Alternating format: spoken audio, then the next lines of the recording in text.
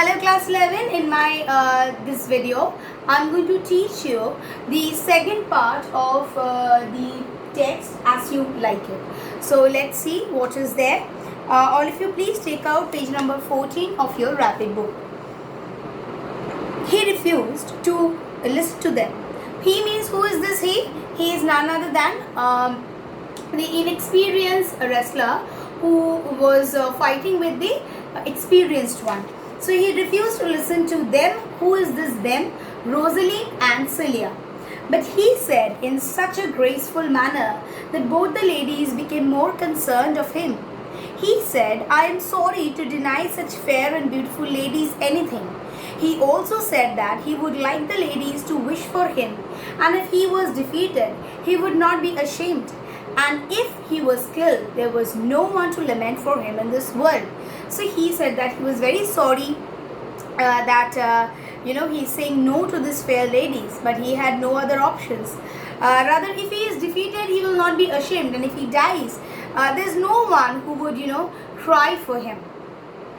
He said that he was only a person who filled up a space in this world, and it would be better supplied if he vacated his space. So he said that he was only a person who only filled up the space of the world, and it would be better if he dies and if he vacates the place.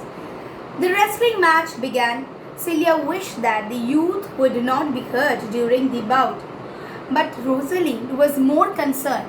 So when there was this wrestling match, Celia wished that nothing happens to this man, and so that nothing happens to that man. I mean, this inexperienced wrestler. But Rosaline was more concerned. But more than Celia, Rosaline was concerned.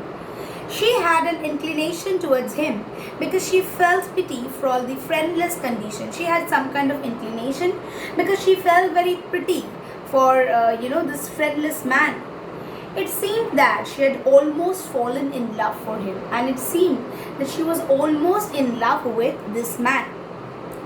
The inspiration that the youth got from the ladies worked wonders for him, and he defeated his opponent in such a way that for some time he could not even talk. For some times he could not even talk.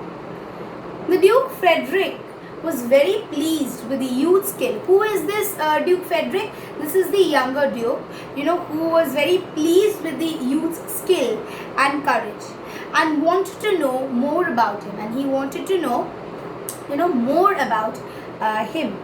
The youth introduced himself as Orlando, and the youth introduced himself as Orlando, the youngest son of Sir Roland de Boys. And who was he?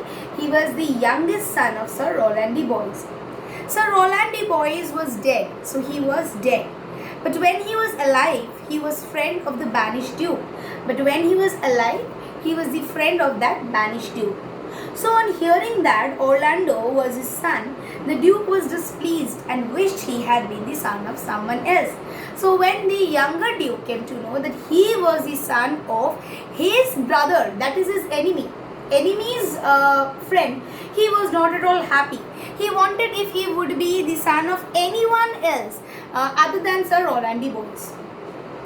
Rosaline was very happy to hear that Orlando was the son of one of her father's favorite, and confessed to Celia, my father loved Sir Roland de Boys, and if I had known that Orlando was his son, I would have added tears to my entreaties before he should have ventured.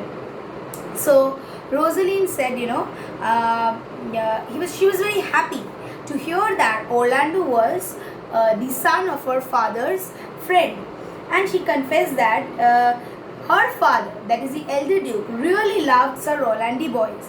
And if she had known that he was the son of Sir Roland de Boys, she would have added extra tears or tried to convince him in some other way. The ladies went to him, seeing that he was sad due to the displeasure of the Duke, spoke to him kindly, and Rosaline even gave him a chain from her neck and said that had she not been out of fortune, she would have given him a more valuable gift. And as the Duke Frederick, he did not behave well. So both the ladies behaved very well with him because he was upset with the duke's behavior. And Rosaline herself gave the chain, okay, from her neck as a valuable gift. When cousin sisters were alone, they talked of the young wrestler. When they were alone, they only spoke of the young wrestler. Celia thought that Rosaline must have fallen in love with Orlando, and she said, "Is it possible that you should fall in love so suddenly?" And when they spoke to each other, both the sisters, Rosaline told Celia that she was in love with Orlando.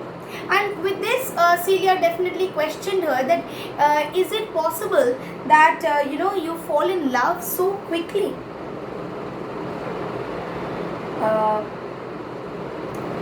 Rosalind replied, "The Duke, my father, loved his father dearly." Celia then remarked that though her father had displeasure for young Orlando, she herself did not feel so. So Rosalind replied that her father really liked his father. And Celia said though Celia's father did not like Orlando, but her thoughts are different. She quite likes him. Frederick was enraged at the sight of Sir Roland de Boyce's son.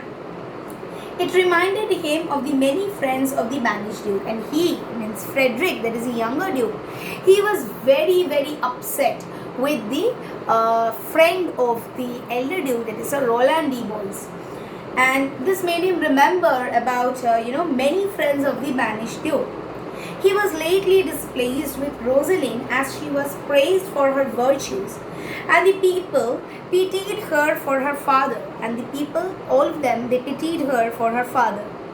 Now all of a sudden Frederick became angry, and he entered the room of the ladies while they were still discussing about Orlando. And all of a sudden Frederick, he went inside the room when the ladies, they were discussing about that man. So he ordered Rosaline to join her father in the forest, and he ordered Rosaline, he also kind of banished Rosaline and ordered her to join her father in the forest. Celia pleaded in the favor of her sister, but the Duke turned a deaf ear to any such request.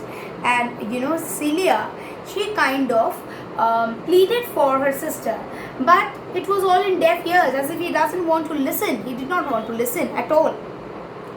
He said, "She is too subtle for you. Her smoothness, her very silence, her patience speak to the people, and they pity her." So the people, they pity her more than you. This Frederick is telling to Celia, and you are a fool that you believe in her, because she takes away all the sympathy from the other people. She will when she will be gone, you will see how successful, how better position you are in. Therefore don't speak for her, and the decision that I have taken is irrevocable. So if the decision that I have taken, I am not going to move out of my decision. So in this part, what are the important points that we come to see? We see that the ladies, they are very, they try to tell him not to fight, but he seems to be very sorry to deny the ladies. Rosaline, it is not Rosaline who is the son of Sir Roland de Boyce, it is Orlando. We made a mistake. Orlando was the son of Sir Roland de Boyce, who was the father of, who was the friend of Rosaline's father, elder Duke, okay?